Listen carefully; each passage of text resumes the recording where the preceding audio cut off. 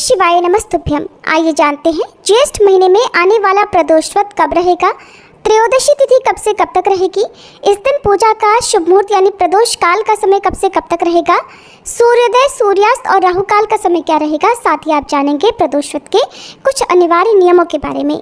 इस बार त्रयोदशी तिथि 26 जून दिन शुक्रवार रात 10:23 से शुरू होगी और 27 जून शनिवार को रात 12:43 पर त्रयोदशी तिथि का समापन होगा। ऐसे में इस बार 27 जून शनिवार को शनि प्रदोष व्रत रखा जाएगा। सबसे विशेष बात कि इस बार का शनि प्रदोष व्रत इस साल का अंतिम शनि प्रदोष होगा। इसके बाद अगला शनि प्रदोष व्रत साल 2027 में रहेगा। इसलिए आप सभी भक्तजन जो भी शनिदेव की कृपा पाना चाहते हैं, इस शनि प्रदोष व्रत के दिन संभव हो तो व्रत रखें, नहीं तो शनिदेव का पूजन और भगवान शिव का पूजन करके शनि दोष से मुक्ति पाने और शनिदेव की कृपा पाने के लिए सच्चे मन से पूजा करके कथा का श्रवण अवश्य करें। 27 जून शनिवार को ब्रह्म मुहूर्त सुबह 4:11 से 4:59 तक रहेगा। सूर्योदय होगा सुबह 5:47 पर, सूर्यास्त होगा शाम 7:12 पर।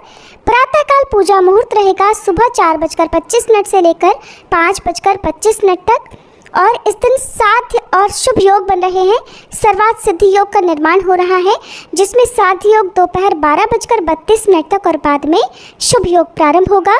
राहु काल सुबह 9 बजे से लेकर 10:30 बजे तक रहेगा और सबसे शुभ बात इस दिन शिववास नंदी पर रहने वाला है।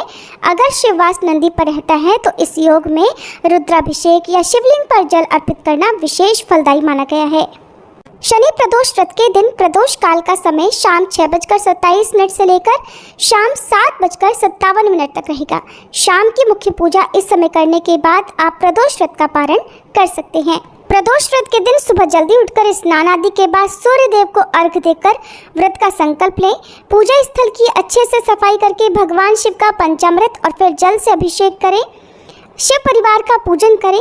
भगवान शिव को बेलपत्र, पुष्प, धूप, दीप, चंदन आदि अर्पित करें। फिर प्रदोष व्रत की कथा का पाठ करें।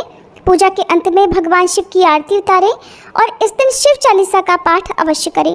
इसके बाद पूरा दिन उपवास रखें और शाम को प्रदोष काल में इसी विधि से एक बार फिर से पूजन करें।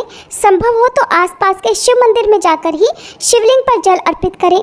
शाम के समय शनिदेव के मंदिर में जाकर शनिदेव को सरसों का तेल और काले उड़द, काले तिल अर्पित करें। शिव चालीसा और शनि चालीसा का पाठ करके मंत्रों का जाप करना चाहिए और इस दिन भगवान शिव को भोग में चूरमे का भोग या खीर का भोग अर्पण करके शनिदेव को भी मौसमी फलों का भोग अर्पण करना चाहिए।